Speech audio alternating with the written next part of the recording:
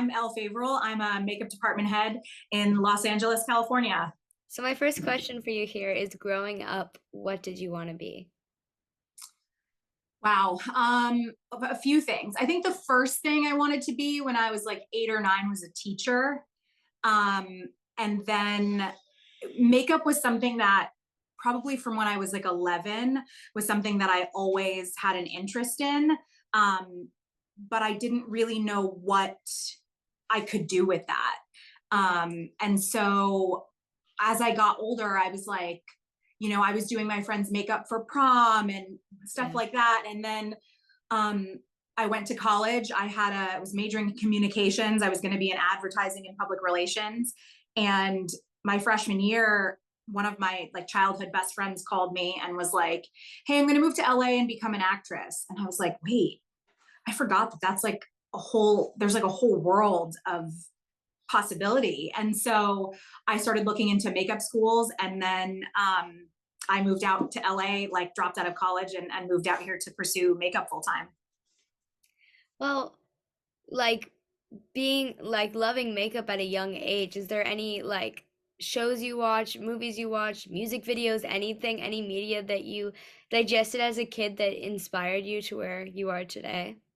Um, I am uh, probably of an older generation where it was more magazines. Yeah. It wasn't really, I didn't look at TV and film in that way yet at that age. Mhm. Where I was like admiring like the makeup or the effects or anything like that. It was more looking through Teen Vogue and 17 magazine and stuff like Yeah. that. That was really getting kind of my creativity flowing. hmm And how did you work your way up and get better at what you do to get to where you are today? Um, I worked for free for a long time. I had, held down like 3 part-time jobs. I was working like, retail, restaurants, and like gig work. And then I would scour Craigslist like every single day, taking whatever sort of free work I could get. I started in kind of fashion. So I would do a lot of like LA Fashion Week, like local designers and stuff like that. And then I kind of pivoted to student films, and then that kind of blew up from there. hmm Well, I've interviewed a makeup department head before, and who also did like sort of like work in fashion that led up to that. How did your work in fashion, um, how has that impacted what you do today? I probably only did fashion for about 6 months. I really enjoyed it because the creativity was super freeing. Like there wasn't as much restriction as there is in film and television, but that's almost kind of what I like about film and TV. It's like in the fashion world, the looks were like grand and avant-garde, and you have to show a little bit. And I'm not saying all fashion is like this, but at least from my experience with film and TV, you have to show a little bit more like refinement and being able to kind of hone in on like what you're really, really good at. And, with fashion, one day you could be doing avant garde and then a no makeup. And it's kind of like that in film and TV as well.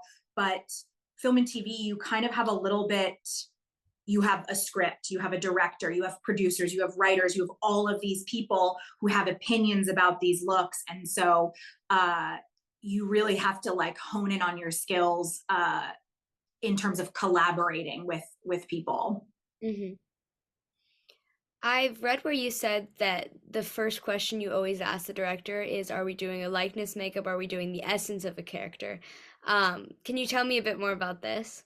Yeah, that's really, to be honest, that's only if it's based on a true story. hmm I've the last few years I've been fortunate enough to work on projects that are based on true stories or at least real people, and so that's kind of my jumping off point. It's like, are these based on real people? Okay, if they are we taking their exact likeness and replicating it onto this actor, hmm or are we doing the essence of the character? Like, what is this character at its core? Like, for example, are they a mom? Are they a hard worker? Like, what really is their day-to-day life like? and who are they and how can we translate that to makeup. And getting the essence of a character also happens when it's not based on a real person, but then it takes away the element of like, is this a likeness makeup? It's just like, okay, read the script, talk to the director. Where is this character in their life? Are they exhausted? Have they been run down? Are they a drunk? Like, where are they? And how does that translate to what I bring to the screen? Hmm. I know you've done, yeah, because we will get into your work later, but you've done a lot of stuff based on true stories. Mhm. Are there any genres that you haven't explored that you really want to explore in the future? think I think I have a fairly well-rounded portfolio. I've done some comedy. I started in like indie horror film. I've done drama. I've done a few period pieces. I've done based on a true story. So I don't think there's anything I haven't done. I'm about to gear up for a psychological thriller. So I'm kind of happy to just like take whatever comes because it's fun not to get pigeonholed into one specific thing like, oh, all she does is period work or all she does is comedies. It's fun to be able to kind of go from project to project and see what each one brings and what I'm going to learn and bring to the table each time. Hmm. What would you say is the biggest challenge of your job versus the biggest reward? I think I think there's a lot of different every project the challenge is probably different. Like some projects the challenge is more mental. Like there's whether there's like a lot of personalities or a lot of cooks in the kitchen and you're making sure that everybody's happy. Sometimes it's more like physical where it's like, oh, this job is short but they're going to work us really long hours, so I just have to have the stamina to kind of get through. I think it kind of changes from project to project, which I think is a good thing because I think if it was always physical or always mental, I would burn out in 10 years.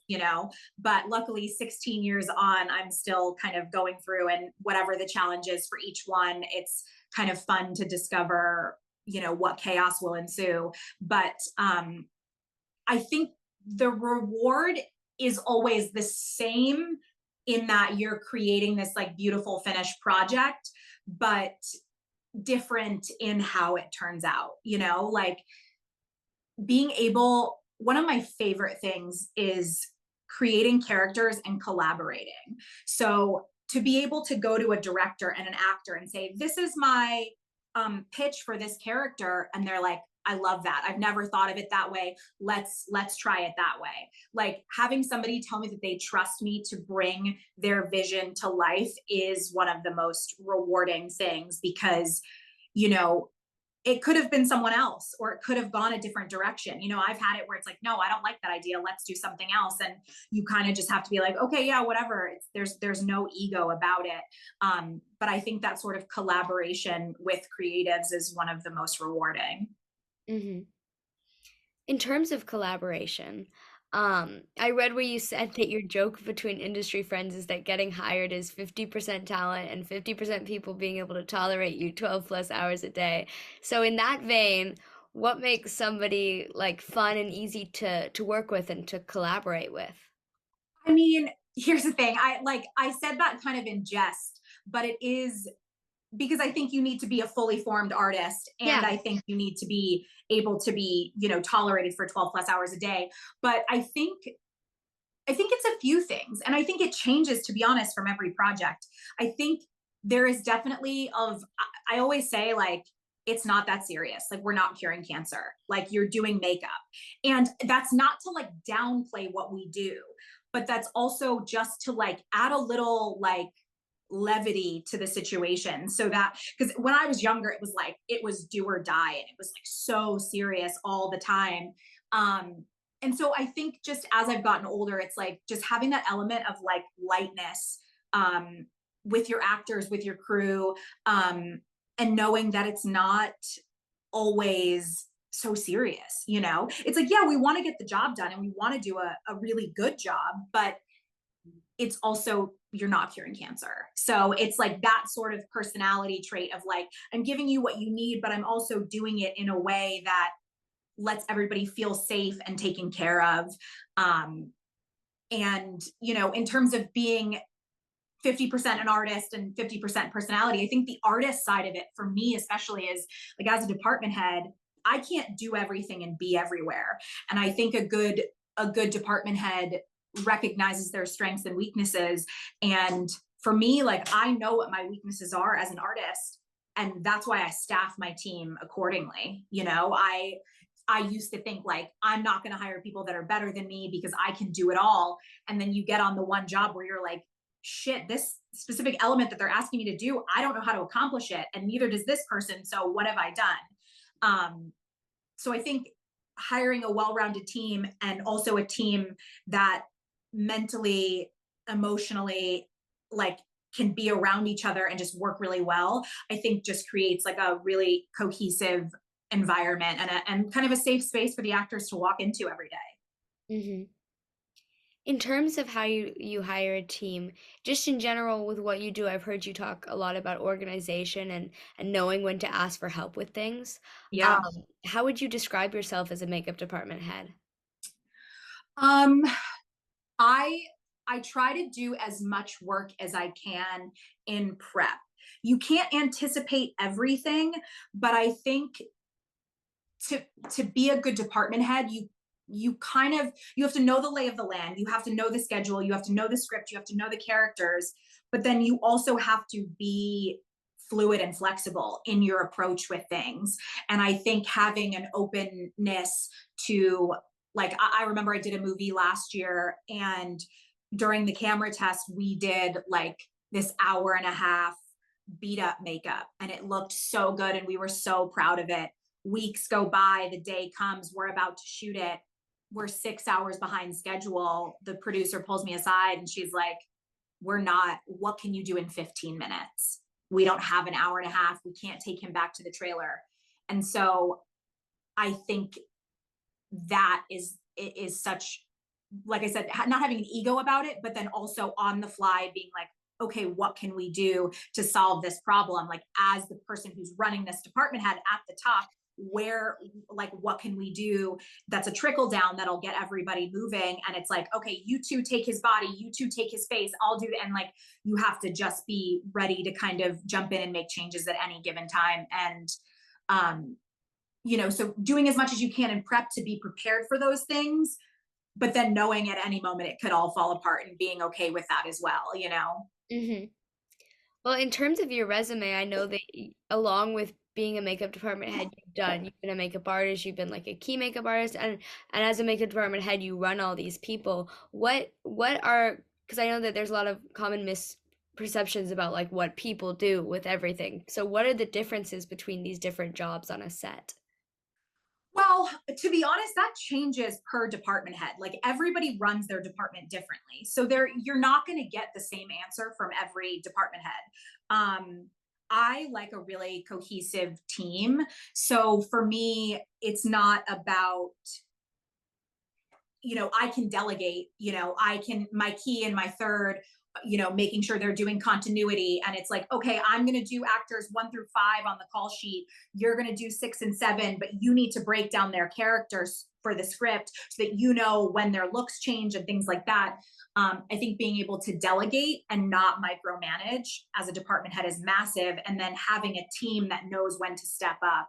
I think being a key and a third artist on a team is all about taking initiative.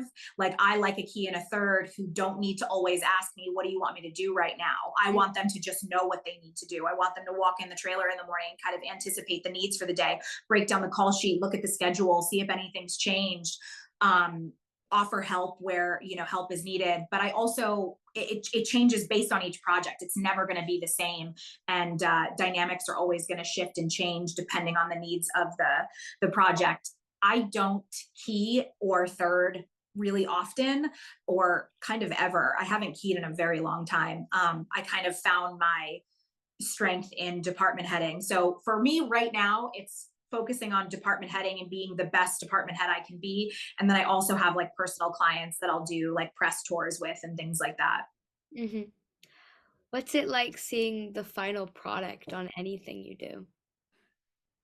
Um, it's funny because like Iron Claw just came out, for example, and that was my kind of biggest theatrical release to date. And I remember sitting in the theater in Dallas, um, watching it and just in my mind ripping it to shreds, like all of the things that I noticed that maybe could have been better or whatever. Then I saw it again in, I think the next time I saw it was the LA premiere, maybe.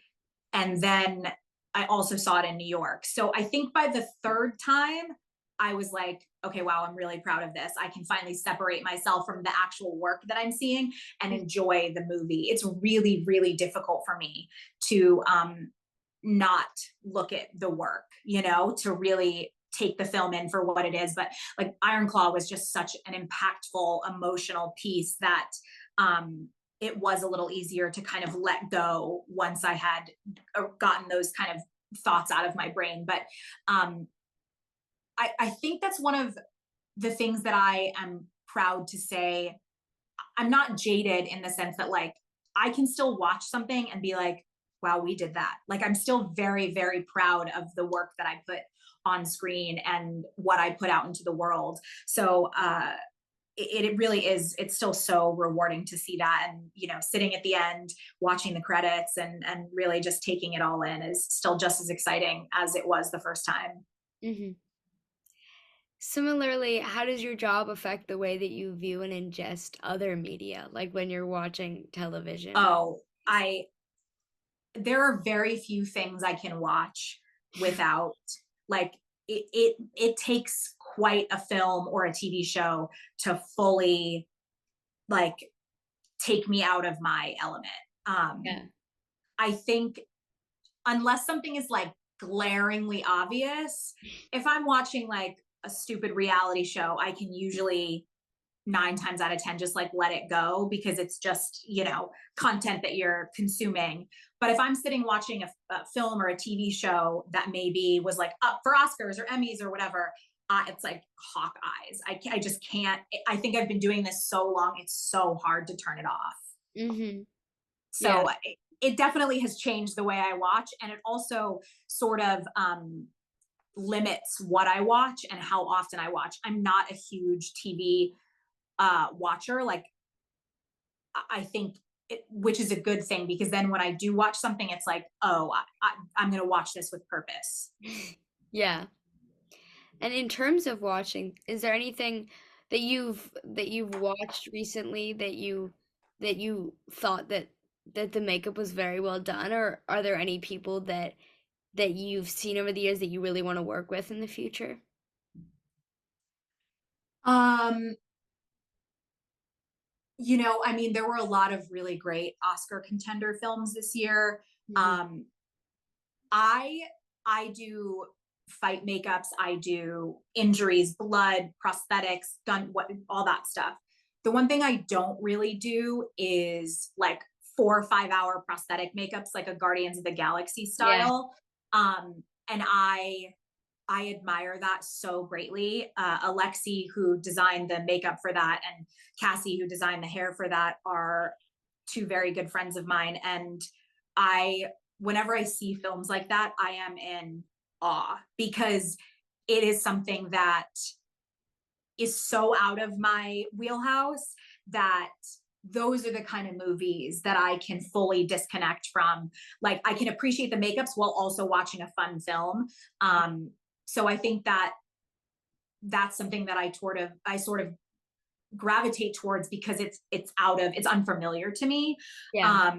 And so I just appreciate it so much more.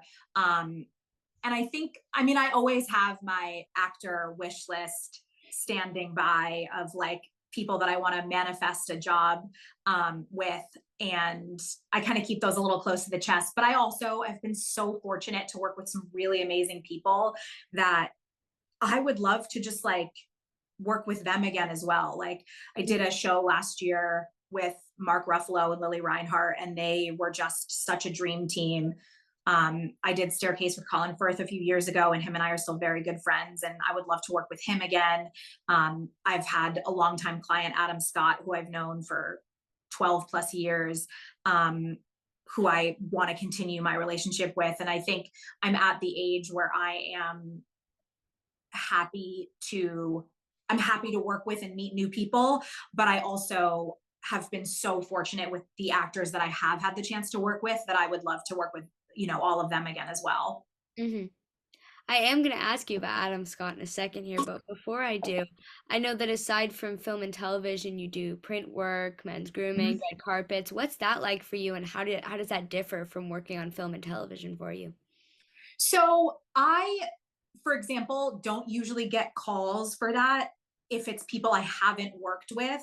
I Hmm. think one of my favorite things with film and TV is building the relationship with the actors and that translating outside of set. Yeah. So the approach of the makeup differs depending on what we're doing. Um, but I think that the principle of it is all kind of the same. Fundamentally, it's all there, but it's also different because, like, for example, I just did Molly Shannon for an event and I had Adam a few weeks ago for an event. It's a lot different because you're going into their home or a hotel, they're themselves, so you want to make them feel best as Molly Shannon or Adam Scott Yeah. versus like, hey, I'm going to put this makeup on you to help create a character.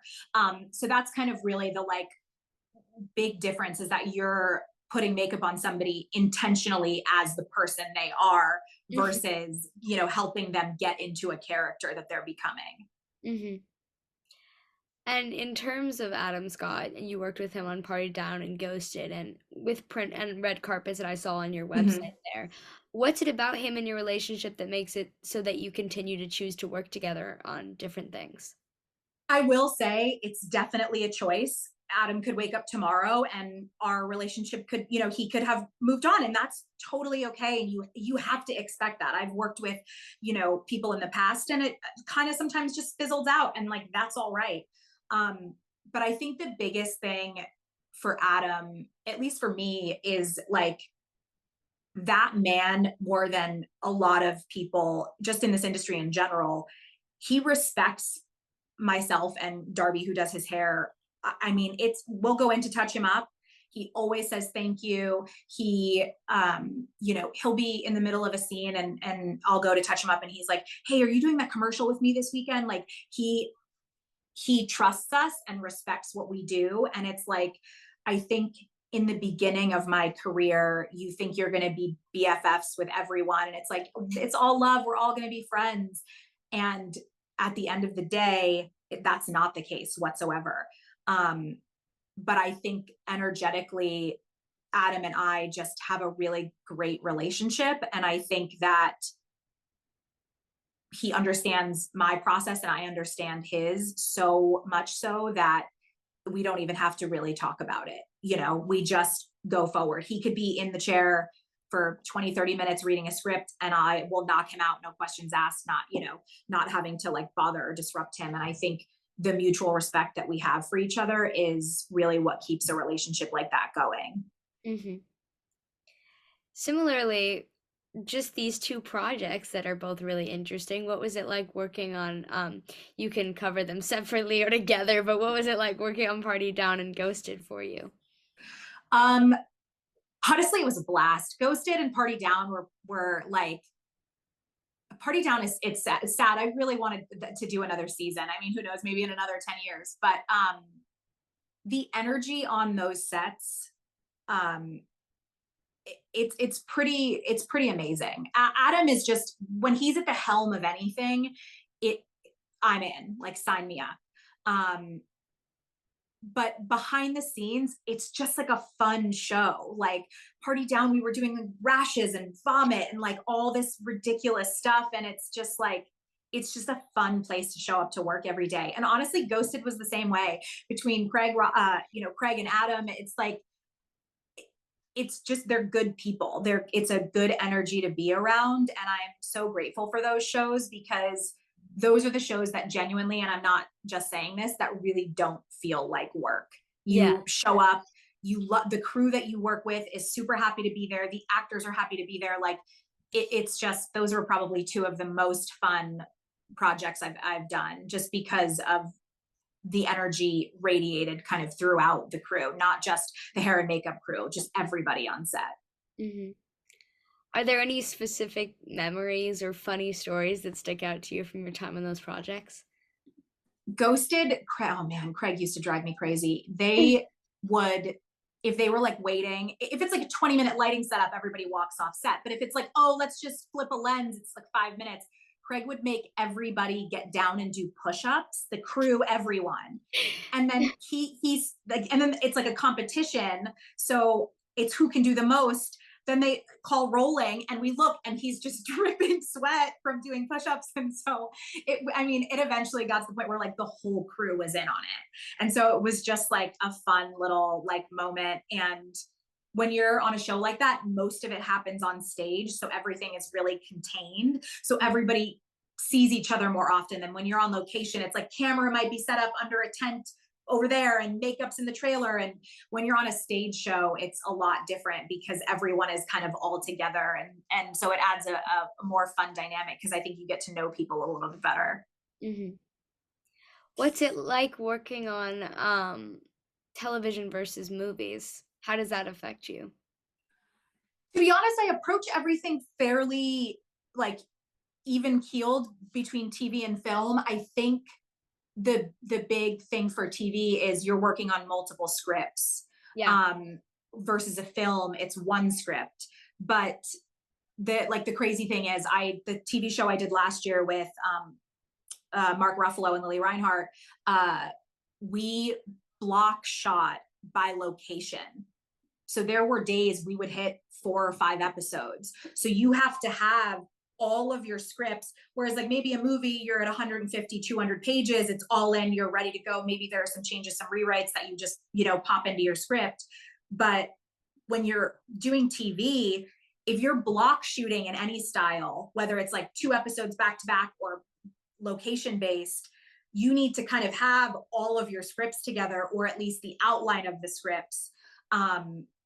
Like my kind of approach, Staircase, for example, we shot episodes 1 through 4 together, then 5 and 6, and then 7 and 8. So the first chunk, you're like, I have to know these 4 entire scripts backwards and forwards, all the character breakdowns, all the script notes, all the makeup notes, everything.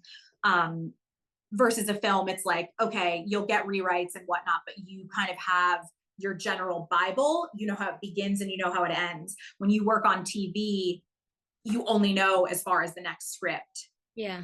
So it's kind of hard because if your character is going to have this big arc throughout the whole series, you need to get in with the writers and the director to have a pre-map. Hey, we don't have 7 and 8 figured out yet on paper, but we know this is where we want to take the character. So let's start that transition in episode 4, even though it doesn't fully happen till 7. So TV is a little bit more like anticipating and being like, okay, well, where could this go, or where could we take this?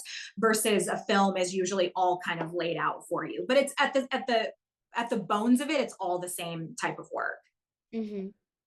Well, you just mentioned the staircase, which is, I think, a perfect transition into talking more about some stuff that you've worked on. I think we can just start with that one. Um, Great.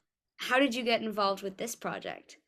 I have worked with Toni Collette.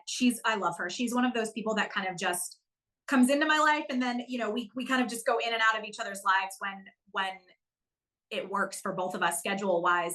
And she called me for that actually and was like, I'm doing this thing in Atlanta. Do you want to come? And so HBO reached out to me through Tony's people, and they were like, hey, we're not doing personals, but we just lost our department head. Do you want to interview? And I was like, absolutely.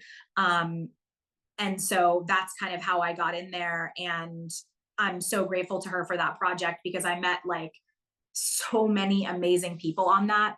Our showrunner and director and writer, Antonio Campos, who I love dearly and would die to collaborate with. Our co-showrunner and writer and executive producer, Maggie Cohn, who I would love to work with again. Colin Firth. It's like that one, I think that was like 7 months. So that one, you're in it. These are your family. These are the only people that you see. You're working crazy hours, but you are creating, like, there were so many dynamic characters that we got to create on that show. And there were a lot of really cool muscles creatively that I was allowed to flex. And I'm forever grateful to that project for sure. Mm-hmm. Well, I asked you earlier, and we talked about the likeness makeup versus the essence of a character makeup, and Yeah. this is a true story, obviously. What what what was that like for you, and how did that question that I mentioned earlier impact that for you? Yeah, I mean, I guess that was probably my first experience with um, likeness versus essence. Mm-hmm. And Antonio made it very clear, like, we want to get as close as we can without tipping the scale. I never want someone to watch my work and be staring at a prosthetic or a makeup element that completely takes them out of the scene. Mm-hmm. My job is to add to a character and help that story get told however it needs to get told. And so it was very much like, let's do a bunch of makeup tests. Let's throw the kitchen sink in it. Let's do prosthetics. Let's do old age. Let's do, very specific beauty makeups that are like exact matches for the characters. Let's take it as far as we can go, because then we know, like, okay, we pushed it all the way. Let's now pull it back. And so that's kind of what we did. We tested old age makeups with prosthetics. We tested this other technique that Mikey and I ended up going with, which was great because you're showing the director and the people at the top, these are your options. Mm-hmm. If you go with option A, which is a full face of prosthetics, you're shooting outside in Atlanta during the summer. Like, Yeah. this is like a nightmare waiting to happen. And so it's picking and choosing your battles. And always, I don't like to shy away from the hard makeups, but I also want them to understand the expectation. Like, if you have to be shooting 10 pages a day, me jumping in every 5 minutes for 20 minutes to like glue down the prosthetics is not going to lend itself to your schedule. Yeah. So you kind of have to like know, okay, this is the makeup, but there's other reasons why I'm choosing it, not just for the character, because there are so many elements, and if the person has to be old and then young and then old, you got, something's got to give there. Mm-hmm. What was the most difficult look to create for this series? I think they all kind of had like different challenges, but I think it was just the amount of characters, because once we did the makeup tests for each character, which sometimes you don't get to test all of the characters at the camera test before you start shooting. If that actor doesn't come in till episode 6, Yeah. during episode 5, you're in the trailer cranking out a makeup test to come to set to show. So I think just the sheer amount of characters we had to do. Colin was in old age makeup. Juliette Binoche had multiple changes. Tony was only in one timeline, so to speak, but she had little mini changes throughout. Sophie Turner, Odessa, like they all had little mini changes. When you're spanning 20 years over multiple characters, Yeah. that was kind of like the difficult part, because not only does your continuity have to be spot on, but you're in charge. Hair, makeup, and costumes are in charge of showing that passage of time Mm-hmm. on the actor. And so there wasn't like one specific one. Like Colin's old age makeup, I think in the beginning was taking us like 2 hours. I think by the time 7 months in, we had probably gotten it down to like an hour 15, an hour 20.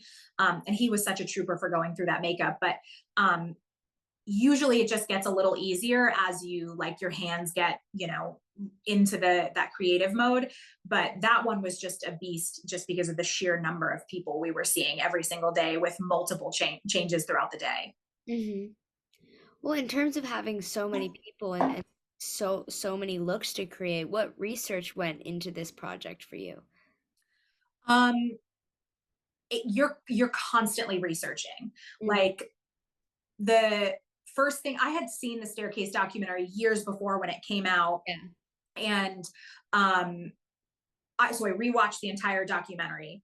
Then you're online screenshotting photos, lining them up with the timeline. Like, this is what he looked then, this is what he looked like at this time, and then kind of filling in the blanks from there. But then you're also researching North Carolina 1990s, early 2000s, and you're making a mood board for like if there's a scene with background, or you have additional family members coming in that maybe weren't featured in the documentary, whatever the case may be. So you're constantly researching. You always want to do as much as you can in prep to have like your jumping off point, and then just continuing that journey on and on, throughout the process, and always, you know, I think one of the biggest helps for me, costumes sees them first Yeah. because they have fittings and whatnot. So getting a visual, like I do all of my research, so I'm prepared decade wise, timeline wise, so I know what I need to reference. But then actually seeing the physical clothes on them that are going to be on screen, then it kind of helps you like hone in and be like, okay, I'm going to take this part of the 1990s and this part of the costume, and I'm going to create my look, combining these two. So it's definitely a huge collaborative effort in terms of researching, because you have to pull, from all angles and from all teams. Hmm. Sometimes, like Colin, for example, if he was younger, they colored his hair. So he would go to hair first. So then coming to me, now his hair is darker and I've got a better idea of like, okay, this is what young Michael looks like. What do we do makeup wise to sell the jump down versus the jump up? So like I said, it kind of, you do as best you can in prep, but it's a constant learning and researching, you know, mode as you're going through, which I enjoy because then it keeps you constantly um, up on whatever, new things are coming up, like especially with TV. A lot of the times with film, you can do your research because you have it all laid out, like I said. But TV, when you don't have all the episodes, you're constantly researching and making sure that your timelines are up to date. Hmm. Well, something I think that you do really well in your work is just like the cohesive nature of what you do, because and how it fits in with all the other elements that you were talking about with collaboration and everything. Something else I'm curious about, which you talked a little bit about, was time period. And because that's another thing I think you do well, is just the time period comes across so well through the work you do. So, what's the most difficult thing about time period, and how does that affect you? Well, thank you. That's so sweet of you to say. I think time, the throughout the press that I was doing for Iron Claw, um, when you're researching a time period, you could right now Google 1980s. You're probably going to get Madonna, all of those like iconic images. Hmm. We have to take it 10 steps further because we need, for Iron Claw, it was like 70s and 80s, middle of nowhere, Texas. Like that Yeah. is such a specific time frame and location, because you're not talking New York, LA, where they're getting lots of the mainstream media. You're talking like farmers in rural Texas. Like they're not they're probably going to be a few years behind on the trends. So really like understanding the timeline is one thing, but adding a location to it is like even crazier, because you have to get so specific. Like our hair department head on Iron Claw, she's from, I think she's from Houston or from Dallas, but the thing was based somewhere else. So it's like when she grew up in the 80s, she was always saying like Dallas and Houston in the 80s were two different looks. Yeah. They were not on the same page. So, kind of understanding your location as well as your timeline, as well as where the characters are coming from, Are they really wealthy? Do they hold themselves to a higher standard? Where would that put their look from New York and LA and Dallas? Just because they have money, maybe they have access, maybe they're buying fashion magazines, maybe they are hip to the trends. So I think it's way more than researching a period. It's Mhm. like finding the location and the character's point of their life, like where they're at, to sell that time period for sure. Mhm. Well, before I move on to the Iron Claw, which I'm very excited to talk to you about, I know that you similarly worked on Unbelievable, which is another TV show that's based on true events. What was Mhm. that process like for you? I that one was I was just Tony Collette's personal on that. So it really that one was less of a, oh, we need to match this specific human. Hmm. We wanted to match that person's job.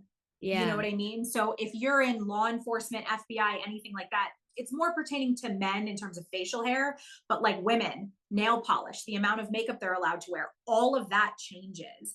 And so for Tony, it was really just about creating a consistent baseline look for her that she could be satisfied with, that also tells the story of her being in law enforcement. Like I think creating a character based on like we didn't even really touch on the real character. It was just like, what can I do to sell that?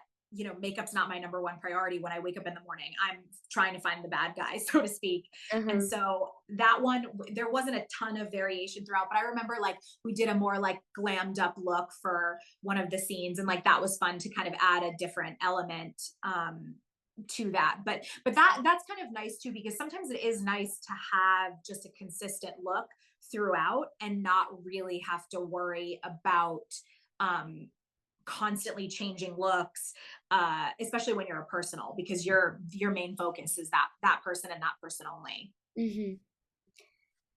Kind of just another question, just that kind of falls as more of a general question before I go into the Iron Claw, but what you said made me think of something. Just like how much work goes into what you do, and it's like it's insane. I mean, I've talked to other makeup department heads, so I already understood how much is going into it, but I feel like sometimes that's often overlooked. So are there any common misperceptions about your job Oh, that you just absolutely. want to squash right now? I don't think people outside of the industry definitely don't know what we do. But I think there's a lot of, oh, you guys just sit around and touch them up. Like Hmm. prep for me, it's I just started my spreadsheets for my next project, and I've got like I think 10 different things going. It's like your background manpower, your character breakdown, your script breakdown, your budget, your timeline, your effects breakdown, your stunts breakdown. And there's a lot to keep track of, because you're worrying about your actors. Oh, do stunts also play that day? Oh, are any of the actors keeping their real tattoos? And if they're keeping their real tattoos, do we need to make duplicates for their stunt person? Like, and round we go. Hmm. So I think people just assume that we like put makeup on and we set them free into the world, but that couldn't be further from the truth. We're keeping track of continuity, we are constantly reading the script, we're constantly analyzing the schedule and making sure, like, okay, how can we help? The ads got them changing 5 times today. Is there any way we can flip these scenes to make it make sense so that we're not taking up too much time?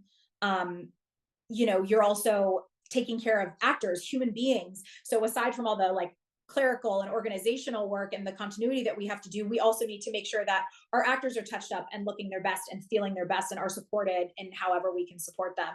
Um, so I definitely think, one of my least favorite things is when people call us like vanities, or you know, uh, oh, just go powder them like that. Yeah. It can be a very like, well, wait, what do you do? And it's like, you have no idea the amount of work that goes into what we do. And it looks a lot of the time like when we're on set, we're on our phones, but we're watching the monitor, we're taking notes, we're looking at the schedule for tomorrow to see what, needs we can anticipate coming up. And it is a challenging job.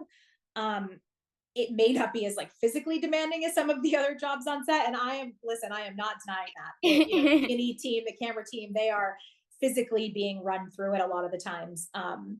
But as hair and makeup, we're always on, always, because you're always in front of an actor or presenting something to a director or whatever. So there's really no like off switch for us until we are clocked out at the end of the night and in our car on the way home.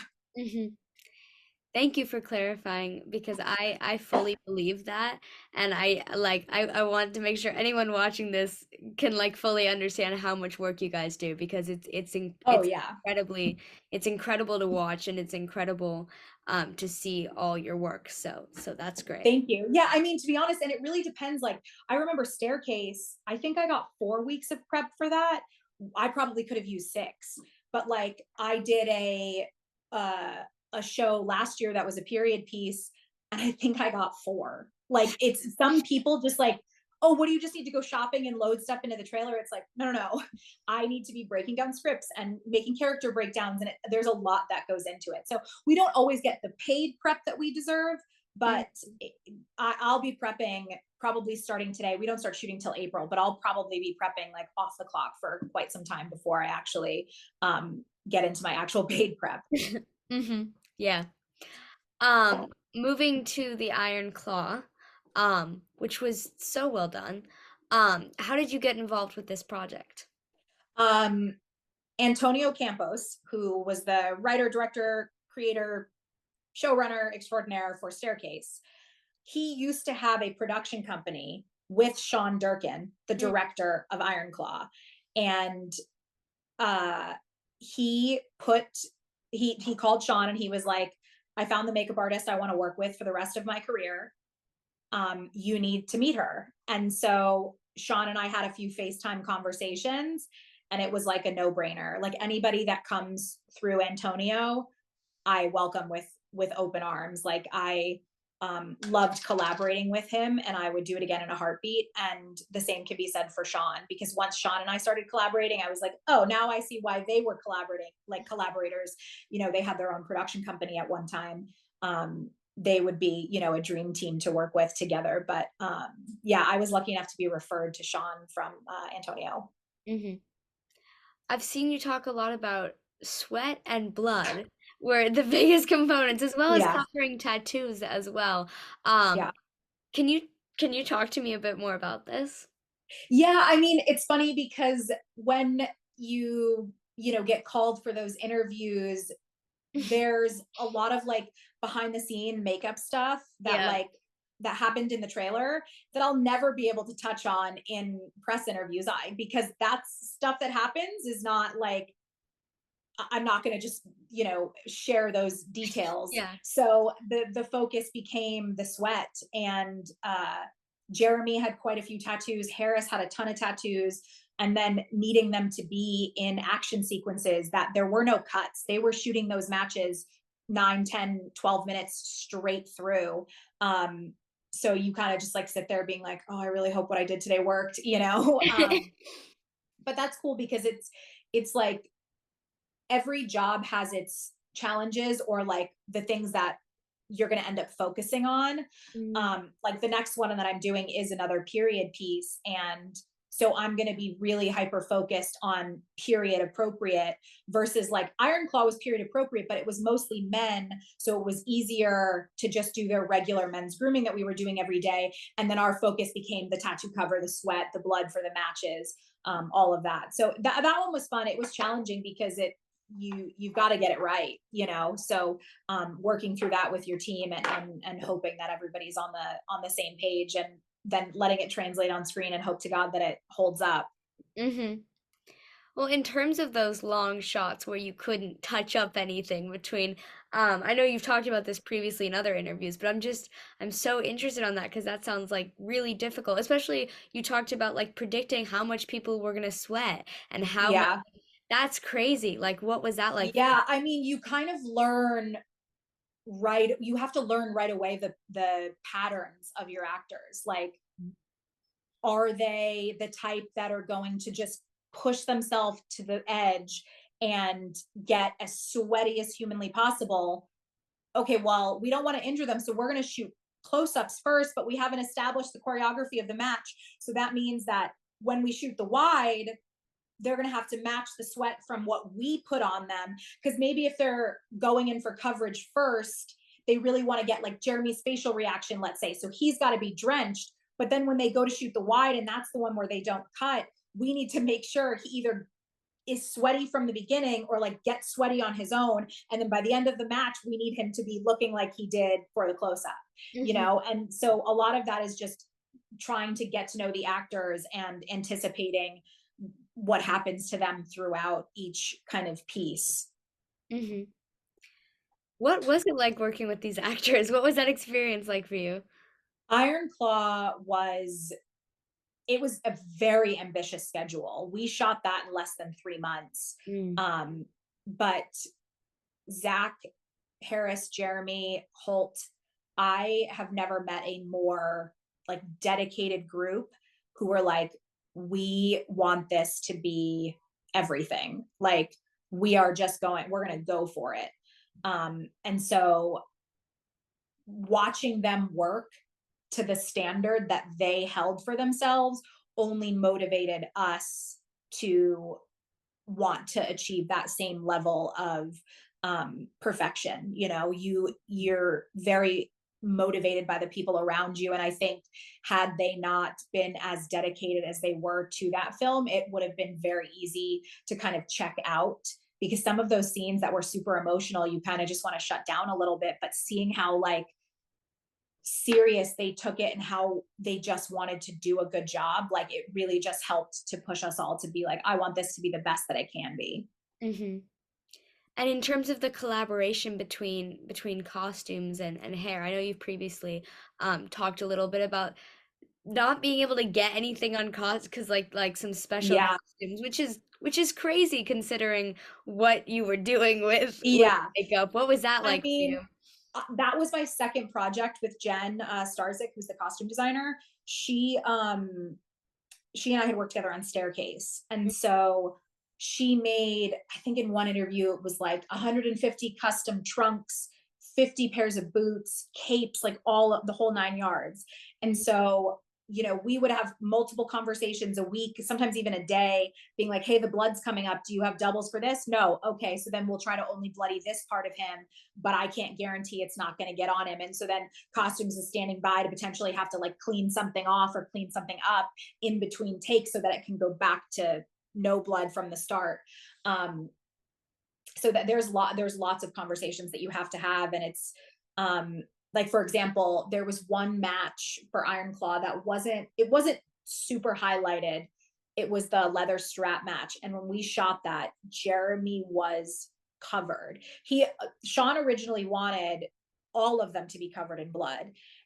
That's when you get with costumes and with hair, who now have wigs on the guys, and we're like, no, we can't, we don't have the time to switch them from a stage wig to a shooting wig to get blood on the stage wig and back and forth. Mhm. Jeremy's was his natural hair with extensions, so it was very easy to clean him up. So he kind of became the focal point of blood, and I think that kind of was a collaboration of hair, makeup, and costumes, but also hair, makeup, costumes, the AD team, the director, because you could potentially have a 30 to an hour reset if you're not, careful with stuff like that. Mhm. That's crazy. Um, Yeah. well, in terms of looks like that were difficult to create, do you have any other ones that stand out to you from this?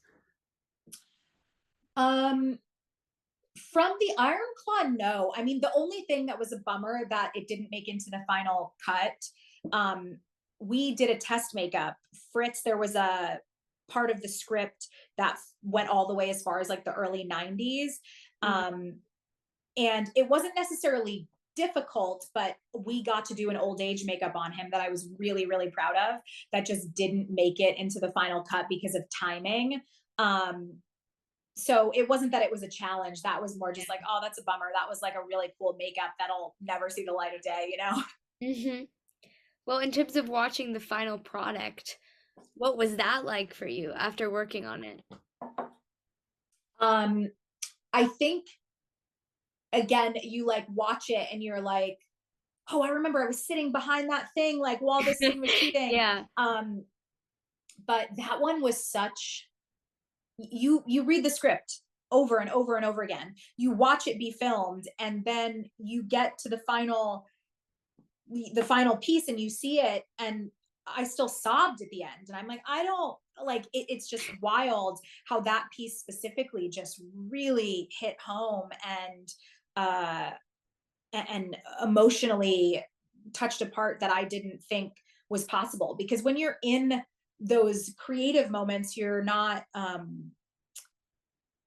you're trying as hard as you can behind the camera to disassociate from the emotion so that you can get your job done, you know, yeah, even though some of the scenes are really intense. So that one in particular, like, I don't know if I've ever watched anything I've worked on and like visibly sobbed at the yeah. end. Like I had lost it at that point. Hmm. Do you have any memories or stories that stick out to you from your time?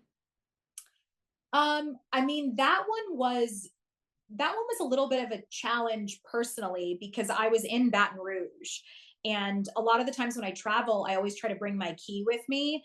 And this one, they just couldn't swing not having locals. So, kind of stepping into a team that, you know, those girls had known each other for a long time. And now I was going to come in as this outsider.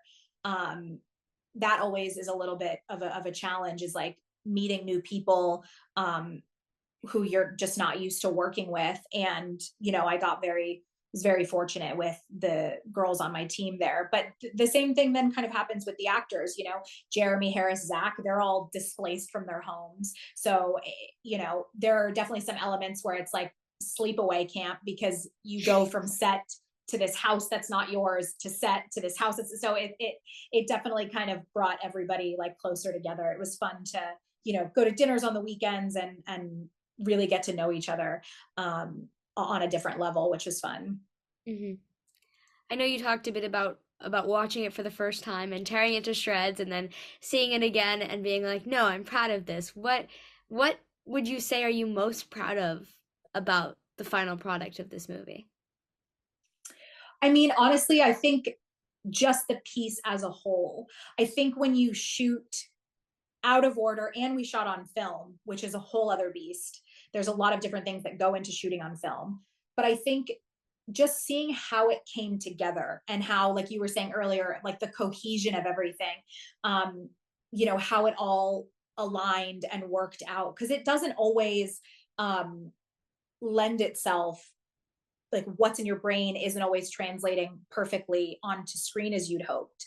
And I think just seeing that kind of get strung together in this beautiful assembly, and the way that they cut it, I couldn't have been kind of more proud of the work that we put forward on screen. Hmm.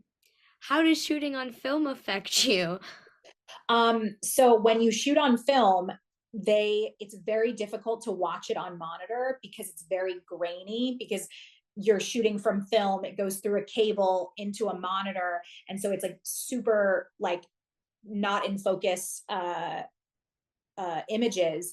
And so you're having to use your eye in person to, let's say, tattoo cover, for example, like, okay, to my eye that looks okay right now. I look on the film camera and I don't see it, but I wonder how it's going to translate to the dailies. And so when it's the same thing like when you shoot in black and white, there are certain things that have to change. Film is definitely a little more forgiving, because it's not this like ultra zoomed in 4K, you know, situation. But you also know that it could potentially cause a disaster if something that was messed up, it's not easily fixable because Yeah. it's on film. And, you know, if you've got a continuity error or whatever, it's not like you can say to the director, hey, her hair was, hair, but her hair was down here. Can we do another take because it was supposed to be back there? And the director's like, no, we got to keep moving. We don't have enough film to be like rolling through it. And so you have to just really be up on your continuity and also know the difference between what your eyes are seeing in person and what's translating on the monitor. Hmm. We've talked a bit about the harder looks to create for this movie. Do you have any favorite looks that you really enjoyed I think creating? my favorite look was Lily, who played Pam, was Yeah. her wedding look. That was so much fun. And watching the boys all line dance together was just the best. Um, but we didn't have obviously many like glam moments. That was just not the film for it. So when Lily came in and you saw the dress and the headpiece, you're like, oh, I know exactly where I'm going to take this. Hmm. And Lily was so fun to collaborate with that look. I'm really, really proud of that one. Hmm. In terms of collaboration with actors, we've talked a little bit about that. What was the collaboration project like on this project specifically? I know because, of course, it's a true story, so there's a lot that comes into that, like making these Yeah. actors feel good about like what they're doing. What was the collaboration process like for you? I mean, it's really just like, initial conversations of like, what can I do in all of these moments? Whether it's an emotional scene or a physical scene, what can I do to make you feel supported? Because like the boys were not wearing a ton of makeup besides like the tattoo cover and some tanning stuff here and there. Like the maintenance of their looks was a little on the easier side. And so when you're not maintaining the look, what can you be doing? How can you be supporting them? Is it not going in for touch ups every single time? Like having those kind of hard dialogue questions before you start shooting. Do you like me to be present? Do you like to always have an eye on me? Do you like want me to just stay in the shadows? And I think understanding each actor's like individual needs or just in general how the set is run is super important. Um, because the makeup element is one thing, but we are also there to support them literally however they need to be supported, so I think that could potentially also be like a misconception for makeup. We are such a emotional component for these actors, that their transitions are happening in front of our eyes with us.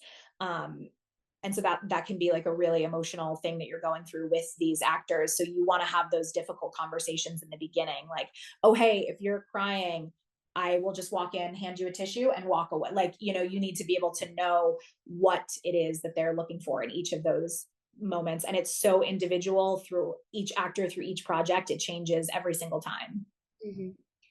I think that that is incredible. I think that yeah would also be a huge misconception because I just think that you've talked a bit about how the makeup trailer is like it's like a safe space for people and where Yeah. like you're collaborating where you're creating things and I just think that that could be a misperception on like just how comfortable you're able to make people feel and like how great you make the set feel. So I Yeah, think it's sometimes it can be a lot of weight, a lot of pressure to make sure that everybody's feeling the right way, but at the same time it only makes my job easier in the long run if people have what they need and feel supported, and however we can support them. It just makes my job day to day easier for sure.